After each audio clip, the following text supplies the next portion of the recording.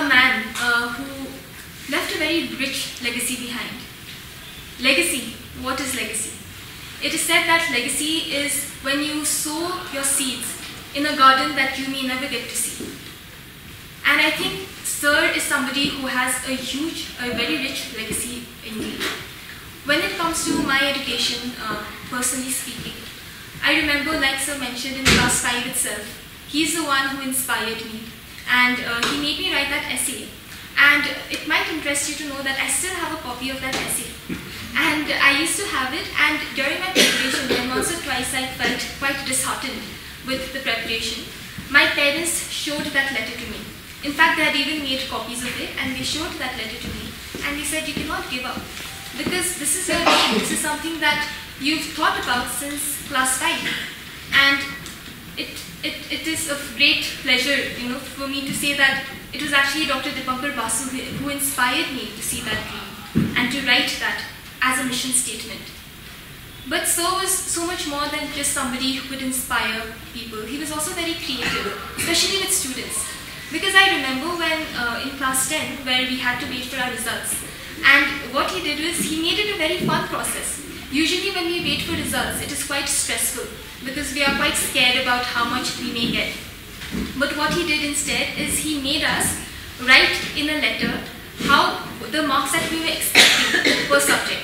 And he made us to see, he asked us to seal that letter and give it to him. So we had that letter sealed and we had given it to him. And when the actual results were announced, he gave that letter to us. So now the anticipation was not just of the result, of how much he would score on the actual exam. The anticipation was whether what we thought would tally with our actual marks. So the point is that he was somebody who could make even stressful situations fun. He could interact with students that way. I'm very grateful to have known him in that sense. And in many ways, he was like a father figure to both my sister and I. I have an elder sister. My elder sister did a master's in France. Currently, she's working in Luxembourg.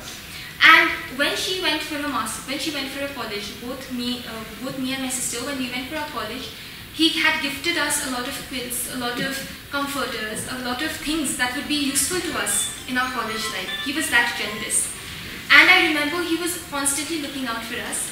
When we would come back from college, for our holidays, he would make sure to take us out for lunch. He would take us out for lunch, and the three of us would have lunch in the Lunar restaurant in Darjeeling itself.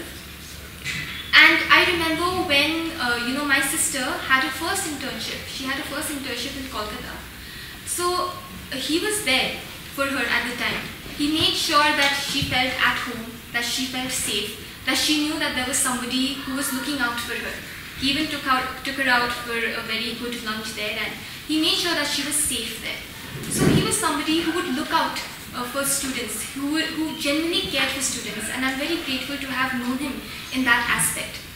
But apart from that, despite all that, I remember even when he would come back from Kolkata, he would always come back with souvenirs. He was a very generous man. He would always come back with souvenirs.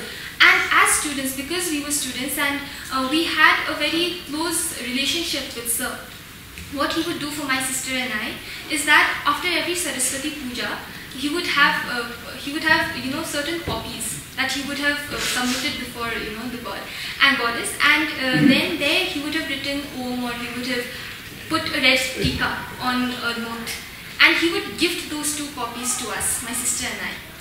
He would give us his blessings in that sense.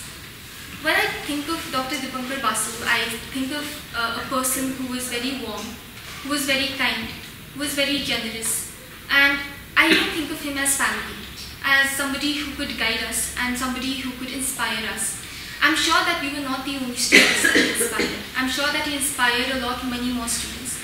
But I feel very grateful to have known him for that much time, however short that time may have been.